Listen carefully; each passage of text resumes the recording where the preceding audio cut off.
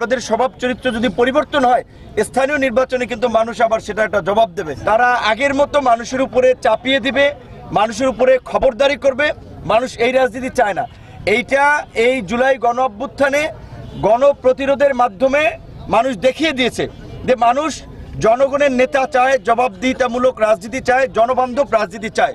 জাতীয় নির্বাচন হয়েছে, আগামীতে স্থানীয় নির্বাচন হবে।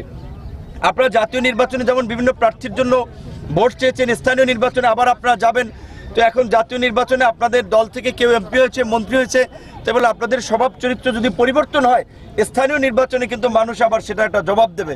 তো কাজেই আপনাদের প্রতি অনুরোধ থাকবে, আমরা জনগণের প্রতি যে জনগণের রাজনীতি করার জন্য একটা নতুন বাংলাদেশ বিনির্মাণ করার জন্য, যেখানে সকল নাগরিকরা দলমত নির্বিশেষে তাদের মর্যাদা এবং অধিকার নিয়ে বাস করবে, দেশে আইনের শাসন থাকবে, আইনের দৃষ্টিতে সকল নাগরিক সমান সুযোগ লাভ করবে, কোনো মানুষ আক্রান্ত হলে আইনের আশ্রয় লাভ করবে। সরকারের যে সামাজিক সুরক্ষামূলক কার্যক্রম, এই যে ঈদের আগে বিজেপি দেওয়া হবে, বয়স্ক ভাতা দেওয়া হয়, বিভিন্ন ধরনের সহযোগিতা, এগুলো আপনারা প্রশাসনকে সহযোগিতা করবেন যেন প্রকৃত ভুক্তভোগী মানুষ পায়। দেখা যায় প্রতিবন্ধী ভাতা নেয় ভালো মানুষ, এইগুলো যেন না পায়। এখন অন্তত আপনারা ইউনোকে, ডিসিকে কমপ্লেন দেবেন যে এই লোকটা ভালো, এই লোকটা সচ্ছল, সেই সহযোগিতা পাওয়ার যোগ্য না, তার এটা বিবেচনা করেন। আপনারা দেখেছেন ইতিমধ্যেই সরকার প্রত্যেক উপজেলা ইউনোদের মাধ্যমে খাল খননের জন্য লিস্ট চেয়েছে।